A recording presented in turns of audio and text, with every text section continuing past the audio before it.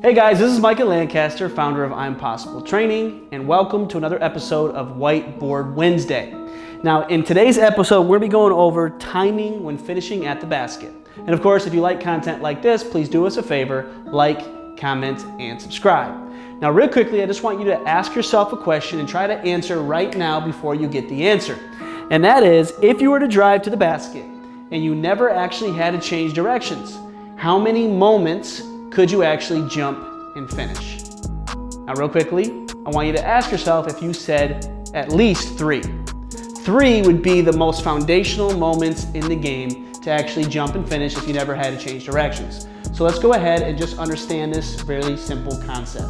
Now, first off, you understand that you have 2 steps that you actually can take at a basic level to jump and finish the basket. And so, if you were to drive all the way to the basket, let's say your second step, your final step would be right here in that moment in time. And so that is one option that you actually have. Now I want you to think of when, of course, you could have jumped. Remember, you never can change directions. What would be the next opportunity that you actually could have jumped? And that would have been the first step that you take, which of course would be about right here. And so we now understand that I could have jumped at my second step. I could have jumped at the first step that I take, but there's still one more moment that you need to make sure that you're training for, and that is the moment of your last dribble, which could be somewhere around here. So if I was driving towards the basket, I'm always gonna first off have my last dribble. So let's say this is the last dribble I'm gonna take, which of course is during your dribble step, which is the ball hitting the floor right before my inside foot. And so now that I've had a dribble step, now I'll have the first step, which is when I actually pick up or gather the basketball, and then I have my second step, which of course would lead to my finish.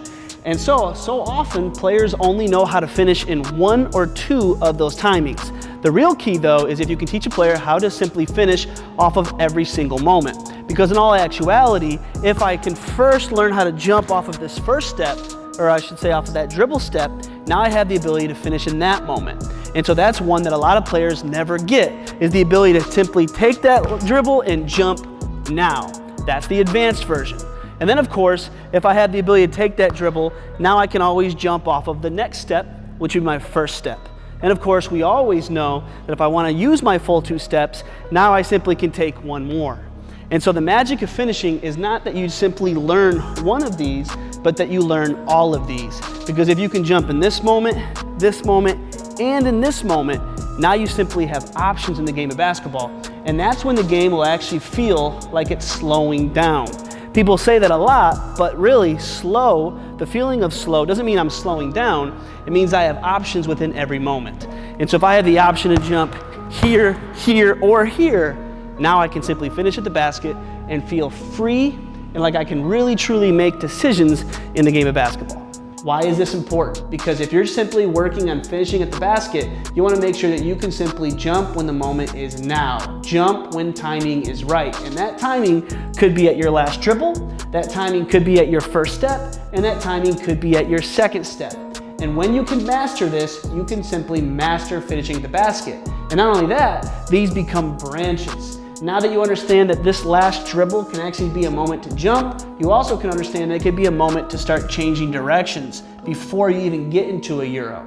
And of course, once you start learning on jumping off of that first step, now you understand that that first step can be a branch to Euro step, for instance. And so as you work on your timing, you work on these options, you simply become a player who can jump at any moment and make multiple decisions. You're gonna be a player that's truly skill-uational, which means you have enough skills in your game that you can simply read and react. And so basic questions like this become really important because you at least have 3 moments in the game without ever having to change directions that you can jump and finish the basketball. And remember, if you like content like this, please do us a favor, like, comment, and subscribe. And I'll see you next week for another episode of Whiteboard Wednesday.